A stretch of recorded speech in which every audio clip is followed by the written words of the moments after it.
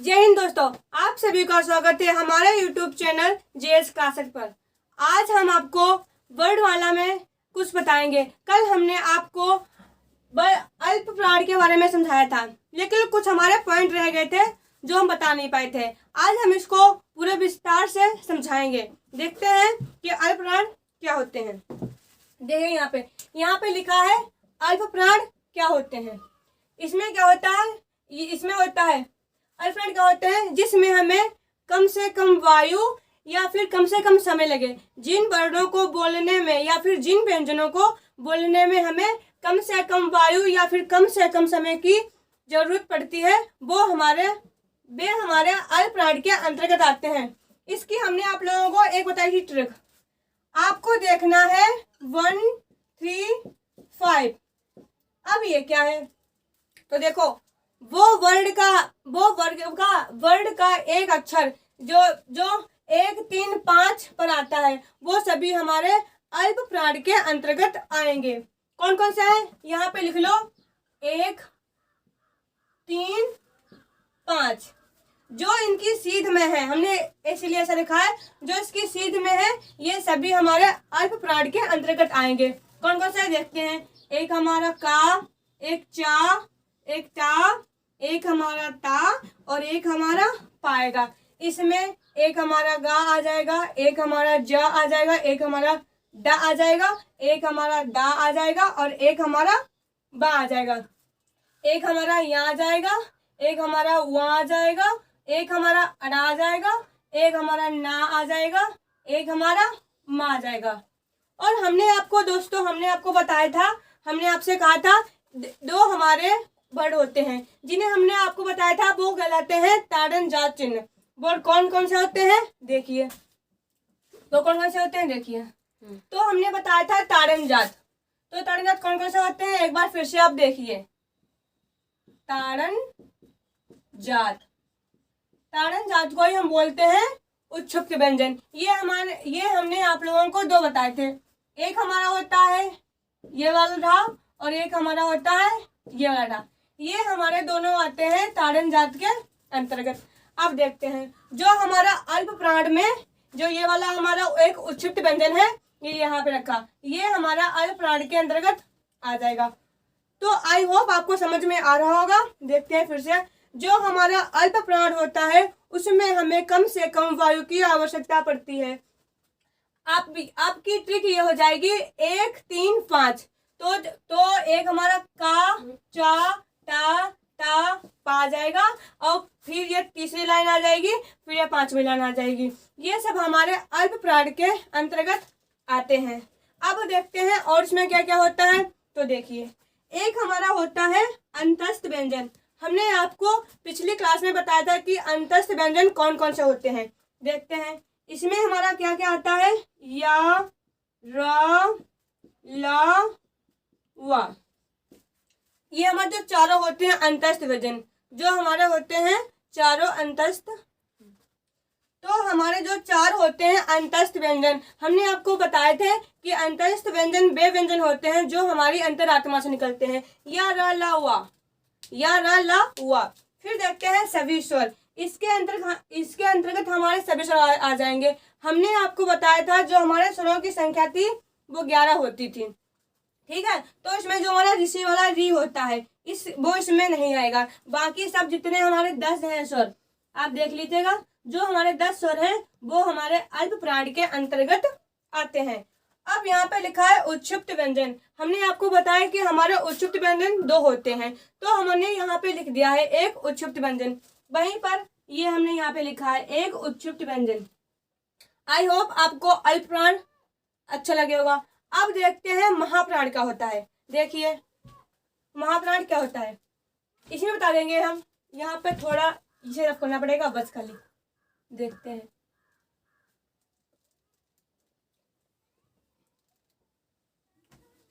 महाप्राण,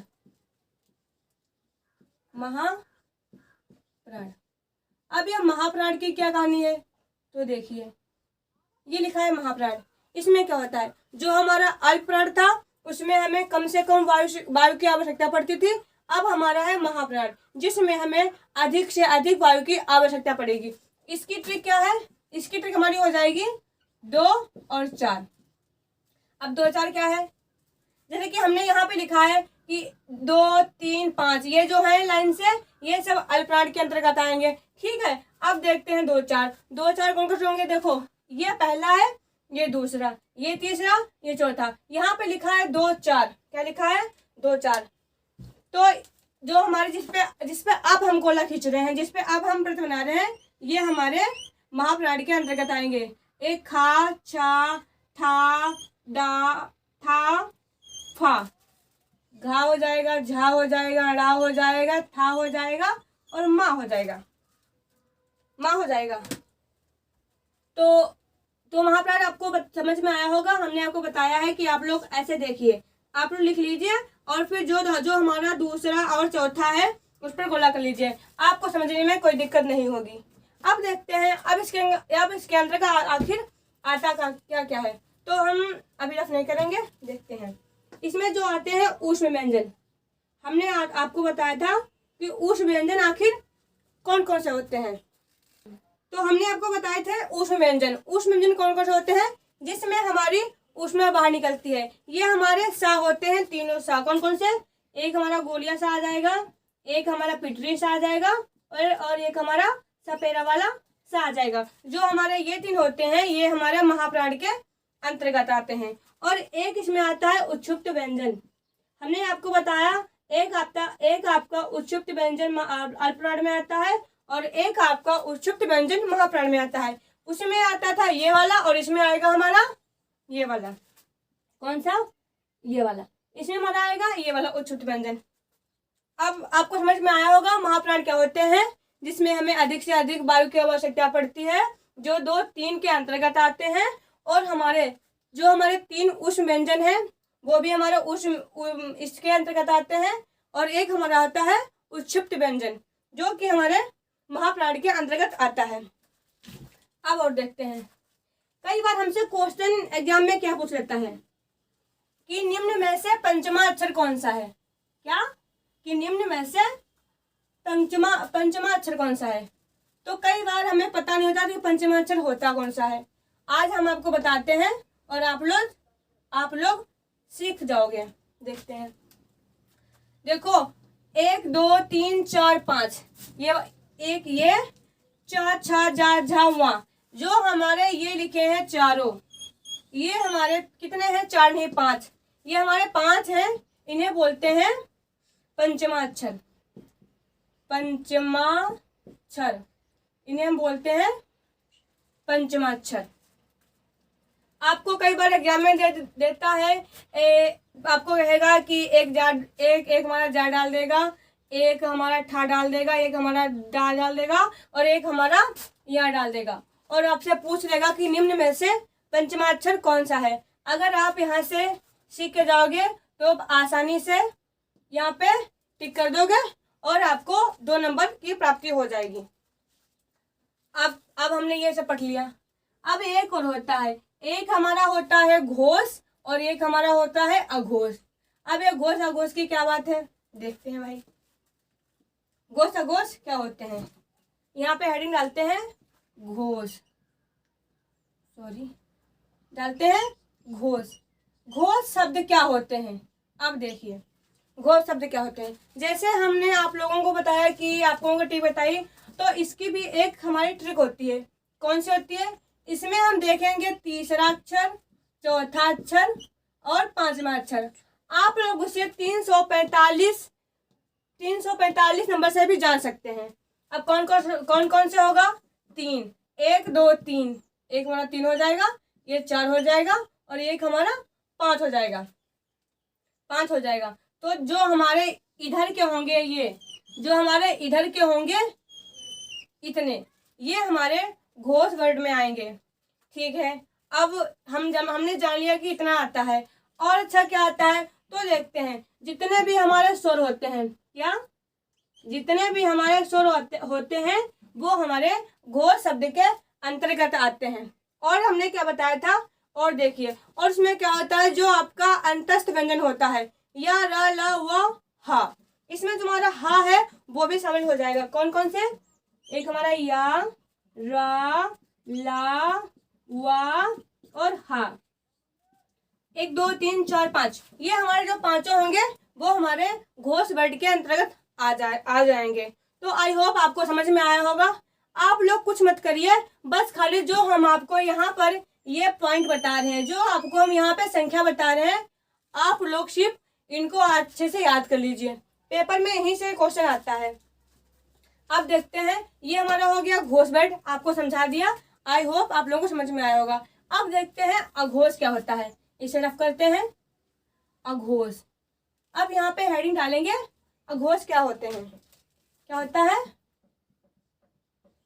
अघोष। अघोष क्या होता है, देखो सही से नहीं लिखा, फिर से लिखते हैं एक बार, गलत हो गया। अघोष, अघोष व्यंजन क्या होते हैं, अघोष।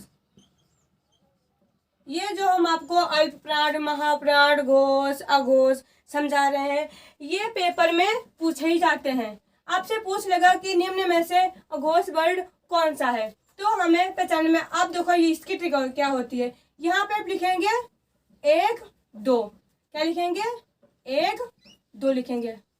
जो हम आपको यहाँ पर नंबर बताते हैं, आप सिर्फ उन पे फोकस कीजिए और आप उन्हें याद कीजिए। अगर आपको ये संख्या यहाँ पर की याद होंगी तो आपको कोई भी आ जाए, आपको अल्पप्राण दे दे, महाप्राण दे दे, घोष दे दे या अघोष दे दे, तो आप लोग आसानी से पहचान लेंगे। तो यहाँ पे हमने लिखा है 1 2।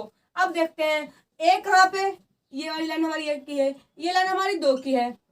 तो देखिए ये जो हमारे आते हैं खा, गा, चा, छा, टा, ठा, ता, था, पा, फा, ये जो हमारे होते हैं, ये हमारे होते हैं अघोष वर्ड।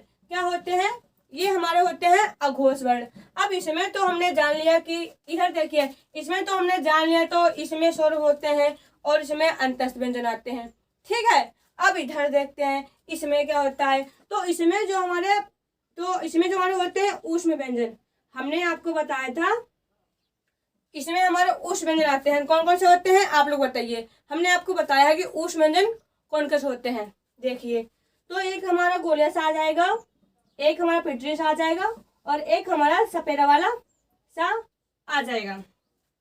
आई होप आपको घोष और अघोष को देखने में या फिर कहीं पे आपको पेपर में क्वेश्चन आ जाता है, अगर आपको यहाँ पर के ये जो ट्रिक आपको बताई हमने है, जो आपको यहाँ पर के ये अक्षर मतलब बोलने की संख्या याद होगी, तो आपको घोष, अघोष, अल्पप्राण, महाप्राण देखने में कोई दिक्कत नहीं होगी। अब देखते हैं, अब आगे बढ़ते हैं,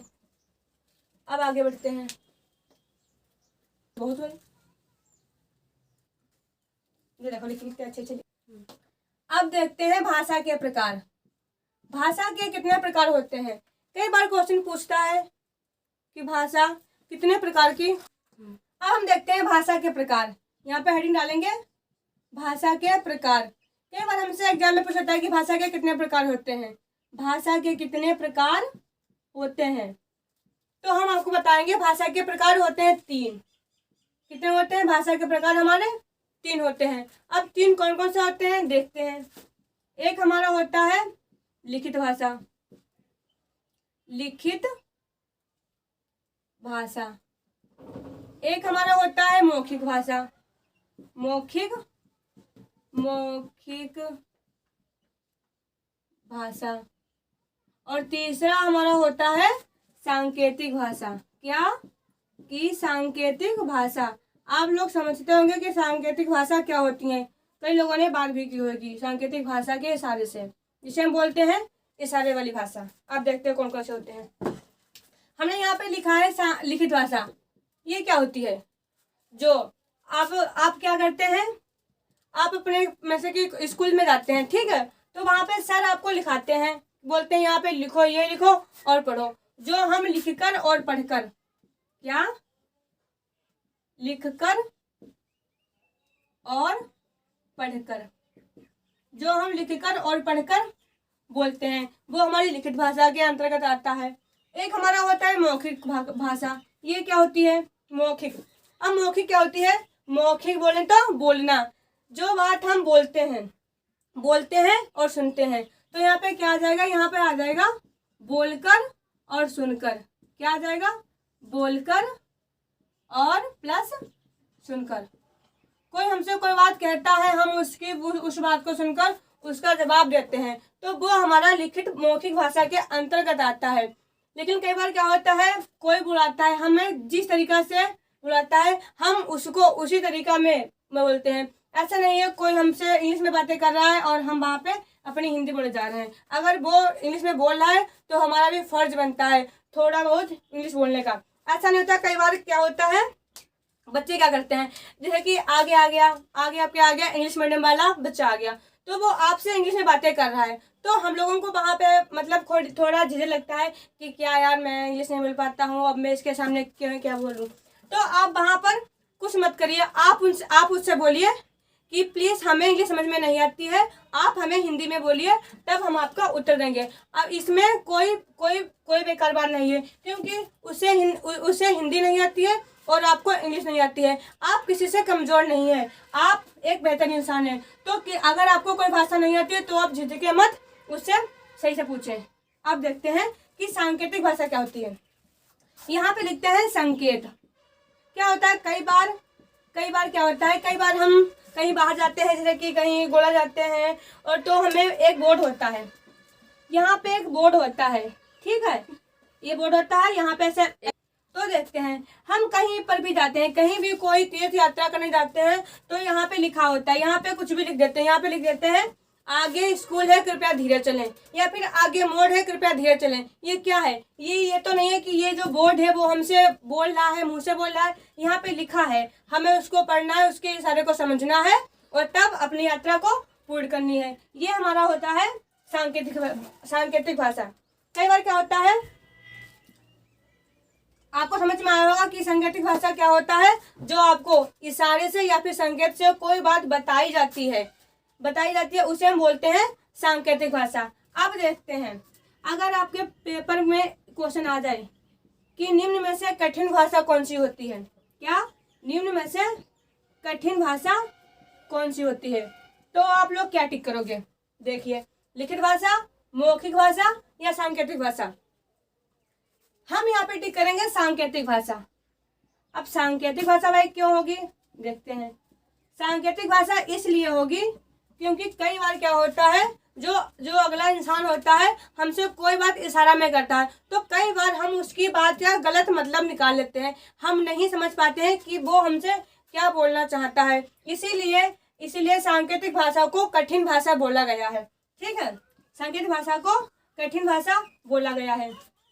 अब एक होता है मौखिक भाषा। अगर आपके पेपर में आ जाए कि निम्न में से सरल भाषा कौन सी है, क्या निम्न में से सरल भाषा कौन सी है, तो हम बताएंगे मौखिक भाषा। वो क्यों, जैसे कि हम गए घर पे अपने, मैंने कहा दीदी आप मेरा ये काम कर दीजिए, तो उन्हें कैसे पता चल गया, तो मैंने उनसे कहा, उन्होंने सुन लिया, उन्होंने तुरंत मेरा काम कर दिया। इसलिए मतलब कि इसमें कोई झिझक नहीं होती है, हम जिससे जो काम बोलते हैं बदले में हमें वही काम मिल जाता है, इसलिए इसे हम बोला गया है सरल भाषा। कौन सी, ये जो हमारी होती है मौखिक भाषा। क्या मौखिक भाषा, हमारी जो मौखिक भाषा होती है ये हमारी सरल भाषा के। हमने आपको बताया था भाषा के प्रकार 3 होते हैं। पहला हमारा होता है लिखित भाषा, दूसरी होती है मौखिक भाषा, तीसरा होता है सांकेतिक भाषा। आई होप आपको इतना सा समझ में आया होगा। अब हम आपको कुछ स्वर के पॉइंट समझाते हैं। देखते हैं कि स्वर हमारे कितने होते हैं और स्वर को किस किस कैटेगरी में हम बांट सकते हैं। देखते हैं, भी यहाँ पे डालेंगे हेडिंग स्वर। तो आखिर स्वर होते क्या हैं, तो स्वर क्या होते हैं, स्वर वे होते हैं जिन्हें बोलने में हमें कम से कम समय लगे, या फिर जो स्वतंत्र भाषा में होते हैं उन्हें हम स्वर कह सकते हैं।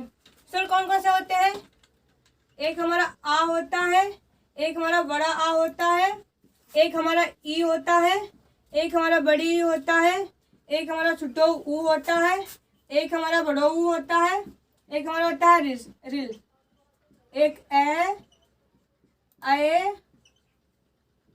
आए ओ आओ, अंग और आह।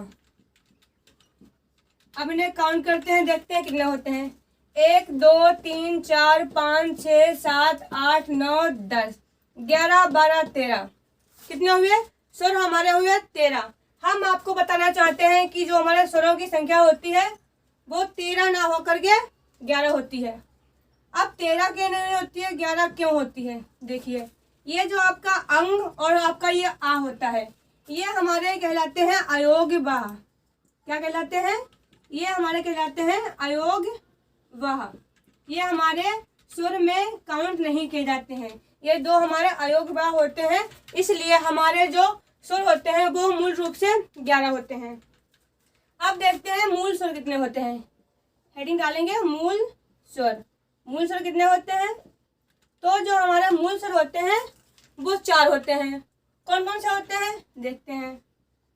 देखो, एक हमारा आ हो जाएगा, एक हमारा ई हो जाएगा, एक हमारा ऊ हो जाएगा और एक हमारा ऋ हो जाएगा। कौन कौन से? एक हमारा आ, एक हमारा ई और एक हमारा ऊ और एक हमारा ऋ हो जाएगा। ये हमारे 4 होते हैं जो मूल स्वर होते हैं। अब देखते हैं संयुक्त स्वर क्या होते हैं। क्या? संयुक्त स्वर। आखिर इन्हें हम संयुक्त स्वर क्यों कहते हैं?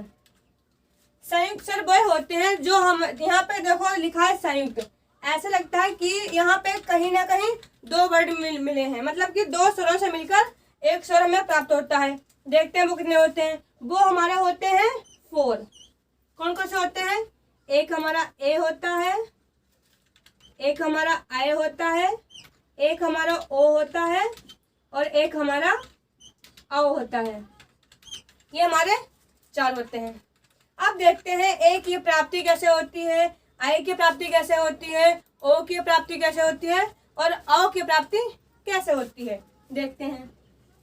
जो हमारा ये प्राप्त होता है ये हमारा छोटा आ या बड़ा आ प्लस छोटी ई या बड़ी ई से जब हम इतनी क्रिया कर लेंगे, जब हम इतनी कहानी कर लेंगे तब जाकर कहीं हमें ए की प्राप्ति होगी।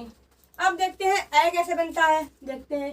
छोटा या बड़ा प्लस ए या आय। जब ये क्रिया करेंगे तब जाकर हमें आय की प्राप्ति होगी। अब देखते हैं ओ में क्या होता है। ओ की कहानी क्या है? तो ओ में हम क्या करेंगे? छोटा या बड़ा आ प्लस ऊ या बड़ो ऊ। ओ की जब ओ हम निकालेंगे तो छोटा या बड़ा आ प्लस ऊ या बड़ो ऊ। जब इतनी कहानी कर लेंगे तब हमें कहीं जाकर ओ की प्राप्ति होगी। अब आता है औ। अब औ में क्या होता है देखते हैं। इसमें हमारा छोटा आ या बड़ा आ प्लस क्या होगा? ओ या औ।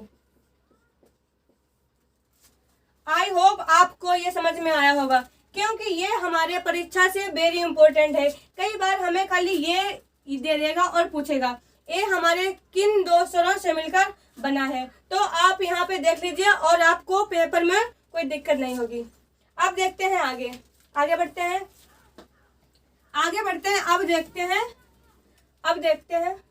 अब देखते हैं जो हमारे स्वर होते हैं उसके कितने प्रकार होते हैं। कितने प्रकार होते हैं देखते हैं। क्या डालेंगे? स्वरों के प्रकार। तो स्वरों के कितने प्रकार होते हैं? स्वरों के हमारे 3 प्रकार होते हैं। कितने होते हैं? 3 प्रकार होते हैं। देखते हैं। मार्क्स कहाँ गया? चलो कोई बात नहीं, चल बता रहे हैं। एक क्या होता है? उच्चारण के आधार पर। किसके? उच्चारण के आधार पर। दूसरा होता है जीवा के आधार पर। जीव के आधार क्या होता है और बताते हैं। जो आपकी टंग होती है, जो आपकी टंग है उसको देखते हैं कि जो टंग है उसके आधार पर हमारे सुर कितने प्रकार के आते हैं। अब फिर तीसरी हेडिंग हमारी आती है मुंह के आधार पर, मतलब कि जो मुंह हमारा खुलता है वो कैसा खुलता है, गोल खुलता है, तिरछा खुलता है, या कम खुलता है, या ज्यादा खुलता है। इसके मुंह खुलने के आधार पर भी बहुत से प्रकार बन जाते हैं मुंह के आधार पर। तो स्वरों के प्रकार हमने आपको बताए 3 होते हैं। एक हमारा होता है उच्चारण के आधार पर, एक होता है जीवा के आधार पर, और तीसरा पॉइंट होता है मुंह खुलने के आधार पर। तो उच्चारण के आधार पर कितने होते हैं, तो उच्चारण के आधार पर हमारे होते हैं 3। कितने होते हैं, 3 होते हैं। कौन कौन से होते हैं देखते हैं। एक हमारा होता है ह्रस्व स्वर, क्या, ह्रस्व स्वर। दूसरा होता है दीर्घ स्वर, क्या, दीर्घ स्वर, दीर्घ स्वर होता है। तीसरा क्या होता है, तीसरा हमारा होता है प्लुत स्वर। क्या होता है, प्लुत स्वर। अब हम आपको ये तीनों हेडिंग बड़े विस्तार से समझाएंगे, क्योंकि क्वेश्चन कभी कभी आ जाता है कि निम्न में से दीर्घ स्वर कौन सा है, या फिर निम्न में से प्लुत स्वर कौन सा है। आइए देखते हैं, इधर डालेंगे फर्स्ट हेडिंग, क्या, ह्रस्व स्वर, ह्रस्व स्वर। देखते हैं कौन से होते हैं। ये क्या होता है, ये क्या होता है, इसमें क्या होता है, ये जो हमारा ह्रस्व होता है इसमें हमारी कम से कम वायु की आवश्यकता पड़ती है। क्या होता है, कम से कम वायु की आवश्यकता, कम से कम वायु की आवश्यकता पड़ती है। ठीक है, अब देखते हैं कौन कौन से होते हैं। देखो एक हमारा आ, देखो आप बोलिए, आ बोलिए, इसमें क्या आवाज आपकी कहीं के खिंच रही है, नहीं खिंच रही है, बोलो आ। इसमें जो आपकी आवाज है ये ज्यादा देर तक खिंच रही है, तो हमारा बड़ा आ नहीं होगा। क्या होगा, एक हमारा 3 होते हैं, एक हमारा आ, एक हमारा ई, और एक हमारा उ। ये जो हमारे 3 होते हैं इसमें हमारी कम से कम वायु की आवश्यकता पड़ती है। बोलिए आ, ये बड़ी ही नहीं बनेगी, यहाँ पे छोटी ही बनेगी, आ ई उ। तो कितने होते हैं, जो हमारे ह्रस्व स्वर होते हैं वो हमारे 3 होते हैं। ठीक है, अब देखते हैं, बात करते हैं दीर्घ स्वर क्या होते हैं।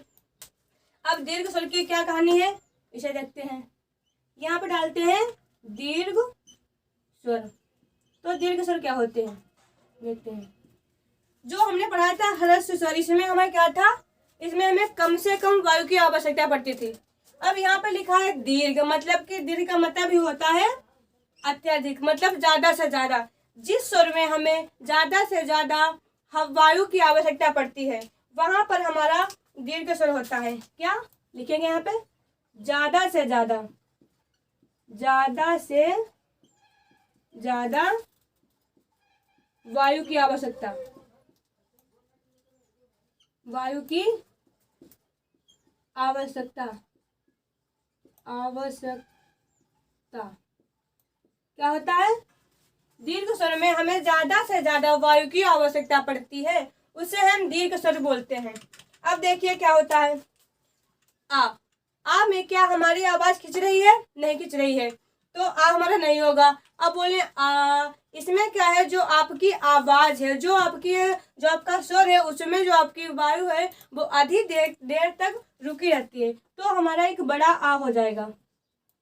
अब बोले ई भी नहीं होगा, क्योंकि इसमें भी जो हमारी वायु है वो बहुत ही थोड़ी खिंच रही है। अब आता है ई, इसमें भी हमारी जो आवाज है, जो हमारी वायु है वो आधी देर तक खिंच रही है। उ भी नहीं होगा। अब आता है उ, अब बाकी सब हो जाएंगे, ए हो जाएगा, नहीं हाँ सही है, ए हो जाएगा, आई हो जाएगा, ओ हो जाएगा, और हमारा ओ हो जाएगा। आई होप आपको ये हमारी 2 हेडिंग समझ में आई होंगी। ह्रस्व स्वर में क्या होता है, कम से कम वायु, और दीर्घ स्वर में होता है अधिक से अधिक वायु की आवश्यकता पड़ती है। अब हमारी तीसरी हेडिंग है, हम इतना रफ कर रहे हैं यहाँ से। अब हमारी तीसरी हेडिंग होती है प्लुत स्वर। कौन सी, ये रखिए हमारी प्लुत स्वर। इसमें क्या होता है, प्लुत स्वर डालते हैं, तीसरी हेडिंग प्लुत स्वर। इसमें क्या होता है, देखो जो हमारे ह्रस्व स्वर थे उसमें हमें कम से कम वायु की आवश्यकता पड़ रही थी, जो हमारे दीर्घ स्वर थे उसमें ज़्यादा से ज़्यादा वायु की आवश्यकता पड़ रही थी। अब हमारा आता है पुलस्तर। इसमें क्या होता है, जो इसमें वायु होती है वो इन दोनों के मुताबिक इसमें ज़्यादा होती है। इसमें क्या होता है, कई बार आप लोगों ने देखा होगा कि बहुत सारे लोग जो ऋषि मुनि हुआ करते थे, नहीं तो आजकल में अब बहुत सारे लोग करते हैं प्राणायाम। उसमें क्या होता है, उसमें एक शब्द होता है जो होता है ओम। इसमें क्या होता है, हम आपको समझाते हैं। यहाँ पे हम लिखते हैं पहले ओम, ओम लिखते हैं। तो इसमें क्या होता है, जो हमारी माँ की आवृत्ति है वो लगता है बहुत बार निकल रही है, मतलब ओम आप बोल के देखिए, आपको खुद ऐसा महसूस होगा। तो हम क्या करते हैं, तो यहाँ पर हमारा एक हलंत लगाने से अगर हमारे पास 1000 माँ क्यों ना हो, वो सब डिलीट हो जाएंगे, उनका कोई मतलब नहीं रहेगा। अगर हम यहाँ पे एक हलंत लगाते हैं तो ये हमारा एक तो हमारा ओम हो जाता है।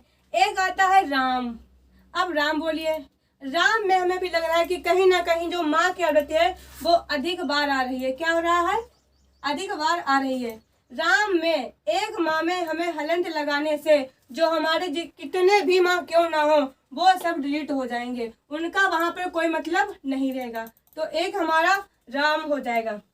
अब देखिए परीक्षा में आप देखिएगा कहीं पर अगर हमें ये हलंत लगा मिल जाए, बाप रे बाप होता है, हे राम होता है, अगर आपको कहीं पर ये हलंत लगा मिल जाए तो आप पहचान जाओगे कि ये पुलस्तर का उदाहरण है।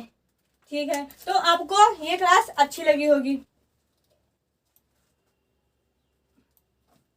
तो हमारा हो गया, एक हो गया ह्रस्व स्वर, एक हो गया दीर्घ स्वर और एक हो गया पुलस्तर। अब जो अगला पॉइंट है जो था हमारा जीवा के आधार पर, मतलब कि जो हमारी टंग है वो किस तरह से काम करती है। तो आई होप आपको हमारी क्लास अच्छी लगी होगी और आप लोग बहुत सपोर्ट कर रहे हैं, उसके लिए धन्यवाद। और आप लोग हमें ऐसे सपोर्ट करते रहिए, हम आपके लिए क्वेश्चन बनाते रहेंगे, मतलब जितना हमसे हो सकेगा हिंदी में हम आपके लिए उतने ही अच्छे और नए टॉपिक लाते रहेंगे। तब आई होप आपको मेरी ये क्लास हिंदी की अच्छी लगी होगी। बने रहिए हमारे साथ अगले क्लास के लिए, तब तक के लिए जय हिंद।